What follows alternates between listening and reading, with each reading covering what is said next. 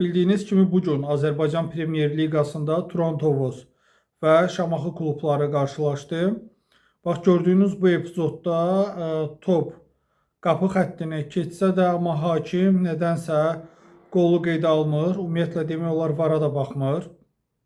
Düzünü deyim ki, mən bu görüntülərə baxdım, çox təəssüfləndim. Ona görə təəssüfləndim ki, bugün Azərbaycan çempionatında VAR sistemi tətbiq olunmasına baxmayaraq, nə bu qol qeydə alındı, nə də ümumiyyətcə VAR-da olan hakimlər, yəni işi nədən ibarət idi, mən bunu başa düşə bilmirəm.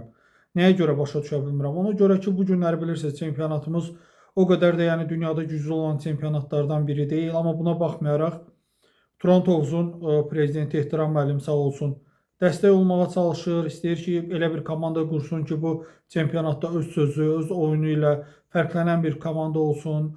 Necə deyərlər, çempionluğa iddialı bir komanda formalaşdırsın. Bunun üçün dünya şöhrətli Qurban Berdiyev kimi bir baş məşqçi gətirib, transferlər eləyir. Baxmayaraq ki, keçən çempionatda yer tutdular, Avroliqada təmsil olunmalıydılar, amma sizin bildiyiniz, bizim bildiyimiz müəyyən səbəblərdən, yəni bu adamlar Avroliqada təmsil etmək hüququndan da məhrum oldular. Amma buna baxmayaraq Ehtiram müəllim görürsünüz, yenə də geri çəkilmədi, komandaya dəstək olmağa çalışır, yeni transferlər eləyir.